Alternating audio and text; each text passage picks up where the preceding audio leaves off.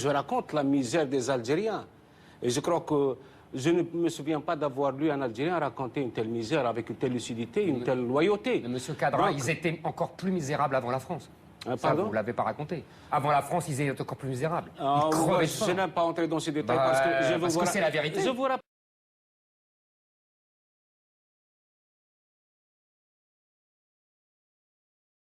Alors j'ai pris des documents à la Bibliothèque nationale à Paris, des témoignages des conquérants de l'époque, des conquérants français. D'abord, des extraits du bréviaire que l'on avait remis aux officiers et soldats qui s'en allaient en Afrique. Cela s'appelait « Aperçu historique, statistique et topographique sur l'état d'Alger ». Voici quelques-uns de ces extraits. Ces contrées sont des terres vacantes, abandonnées aux mauvaises herbes par la paresse et l'indolence des morts. Les femmes du pays sont livrées par la paresse des Arabes, qui passent toute leur vie à fumer, à la turpitude de mœurs extrêmement relâchées. Elles n'ont pas de religion. Beaucoup doutent qu'elles aient une âme immortelle et croient qu'elles ne sont faites que pour la reproduction. Le climat aidant, les femmes sont nécessairement disposées au plaisir. Alors, allez-y, des terres vacantes et des femmes consentantes qui n'attendent que les soldats français.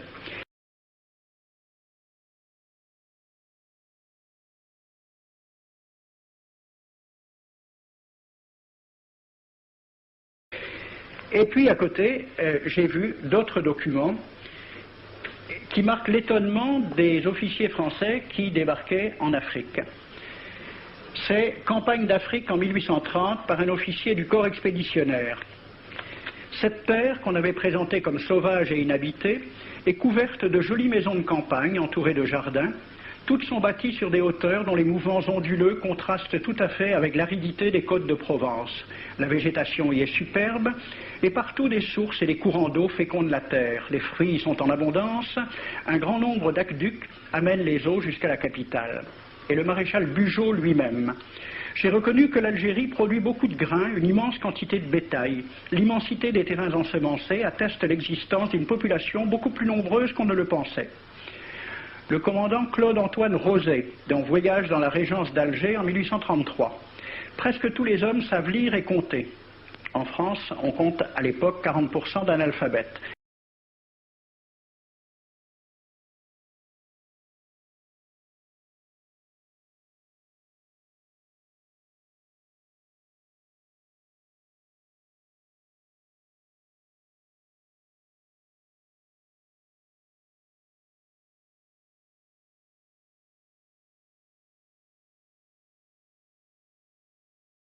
Ainsi, les soldats qui débarquent sont en général moins instruits que les sauvages qu'ils viennent civiliser. Le ministre de la guerre de l'époque, il s'appelait Girard.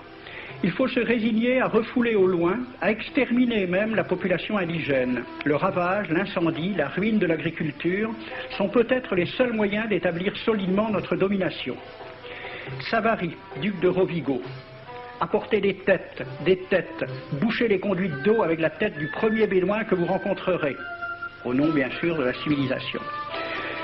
Christian, dans l'Afrique française, un détachement de l'armée parti d'Alger surprend la tribu désarmée des Olifia et massacre sur le champ tous les hommes, femmes, enfants, sans distinction. On parlera de 12 000 morts. Les troupeaux raflés aux Olifia seront vendus au consul du Danemark. Quant au reste du butin, il fut exposé au marché de Babazoun. On y voyait des bracelets de femmes, encore attachés à des poignets coupés, et des boucles d'oreilles pendant à des lambeaux de chair, au nom de la civilisation. Le colonel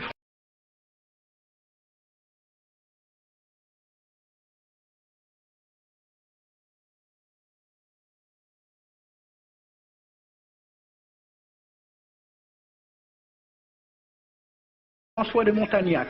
Selon moi, toutes les populations qui n'acceptent pas nos conditions doivent être rasées. Tout doit être pris, saccagé, sans distinction d'âge et de sexe. L'herbe ne doit plus pousser là où l'armée française a mis le pied.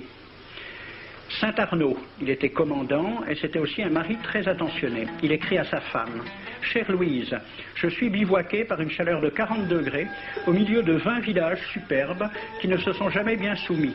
Je leur ai donné jusqu'à ce soir pour payer les impôts et les amendes que je leur inflige.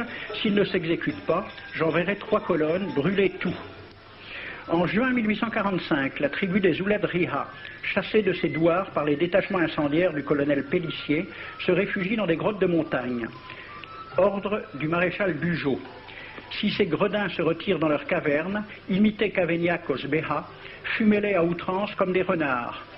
Voici le récit d'un témoin, français bien sûr. Voir au milieu de la nuit, à la faveur de la lune, un corps de troupes françaises occupé à entretenir un feu infernal. Entendre les sourds gémissements des hommes, des femmes, des enfants et des animaux, le craquement des rochers calcinés s'écroulant. Le matin, quand on chercha à dégager l'entrée des cavernes, gisaient des bœufs, des ânes, des moutons. Parmi les animaux, entassés sous eux, on trouvait des hommes, des femmes, des enfants. J'ai vu un homme mort, le genou à terre, la main crispée sur la corne d'un bœuf. Devant lui était une femme tenant son enfant dans ses bras. Cet homme avait été asphyxié au moment où il cherchait à préserver sa famille de la rage de cet animal. On a compté 760 cadavres. Le 8 mai 1845, Saint-Arnaud découvre 500 Algériens qui s'abritent dans une grotte entre Ténès et Mostaganem. Saint-Arnaud ordonne à ses soldats de les emmurer vivants. Il écrit « Je fais boucher hermétiquement toutes les issues et je fais un vaste cimetière. La terre couvrira à jamais les cadavres de ces fanatiques. » C'est à peu près ce qu'ont dit les Allemands en massacrant le village d'Oradour-sur-Glane. Montagnac, toujours lui, le colonel. Voilà comment il faut faire la guerre aux Arabes. Tuer tous les hommes jusqu'à l'âge de 15 ans. Prendre toutes les femmes et les enfants. Vous me demandez ce que nous faisons des femmes que nous prenons? On en garde quelques-unes comme otages. Les autres sont échangées contre des chevaux et le reste est vendu à l'enchère comme bête de somme. Toujours au nom de la civilisation. Nous rapportons un plein baril d'oreilles récolté pair à pair sur les prisonniers. Il contient même celle d'un de nos 58 gendarmes morts de maladie. 2 pièces de 100 sous ne sont pas à dédaigner. Le maréchal Soult, ministre de la guerre, répondant à des questions à la Chambre des députés. En Europe, un tel acte serait horrible et détestable. En Afrique, c'est la guerre même. C'est la guerre même, c'est du moins ce que dit le ministre français, mais en face, voici un décret pris par l'émir des Arabes, l'émir Abdelkader. Tout Arabe qui amènera vivant un soldat français recevra pour récompense la somme de 8 douros. Tout Arabe qui aura un Français en sa possession sera tenu de le bien traiter et de le conduire le plus promptement possible, soit devant le califat, soit devant l'émir lui-même. Dans le cas où le prisonnier aurait à se plaindre de mauvais traitements, l'Arabe n'aura droit à aucune récompense. À la lecture de ce décret, question d'un soldat algérien, quelle récompense pour un prisonnier vivant? L'émir répond 8 douros. Et pour une tête coupée, l'émir répond 25 coups de bâton sur la plante des pieds. De quel côté était la civilisation?